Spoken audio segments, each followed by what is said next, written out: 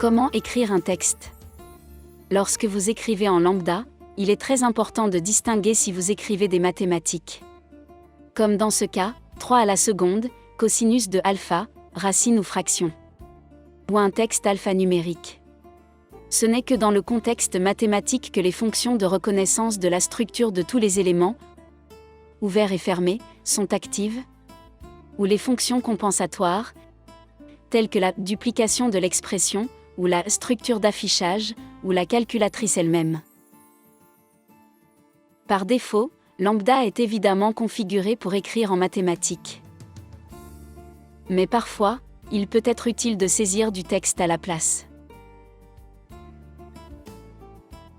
Par exemple, il peut s'agir du texte d'un problème, ou de l'explication d'un passage mathématique. Donc avec une partie de type texte. Il existe plusieurs façons d'insérer des marqueurs de texte. Comme toujours, directement sur le clavier, en tapant CTRL+J. Ici, 2 symboles apparaissent sur la page, qui sont décrits dans la barre d'état comme ouvrir le texte, le premier, et fermer le texte, le second.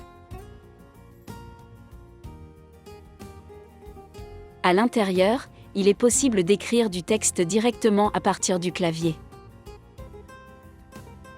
Évidemment, le texte est écrit dans une couleur différente pour aider les enseignants, précisément à reconnaître le mode. Donc, dans ce cas, en bleu, tandis que la partie en vert représente les éléments uniques mathématiques et le rouge les marques, ouverts et fermés, ou en tout cas la structure plus complexe. Vous pouvez les saisir avec CTRL+J. Ou en utilisant la souris, vous pouvez aller dans le menu des icônes. Il y a le symbole de changement de contexte. Ensuite, vous pouvez cliquer ici, ouvrir et fermer le texte. Ou encore dans le menu déroulant, il y a précisément l'entrée « Changement de contexte » avec la suggestion de raccourci clavier indiqué. Dans ce cas, il s'agit de la commande +J.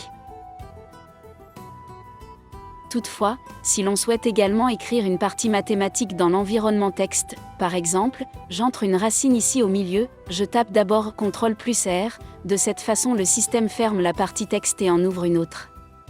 De sorte que la partie textuelle est toujours distincte de la partie mathématique.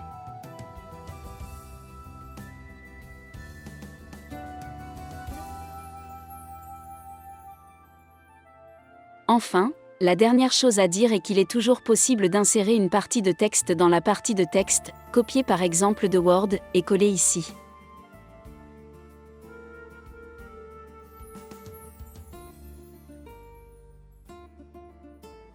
Par exemple, j'ouvre une page Word, où se trouve le texte d'un test de physique.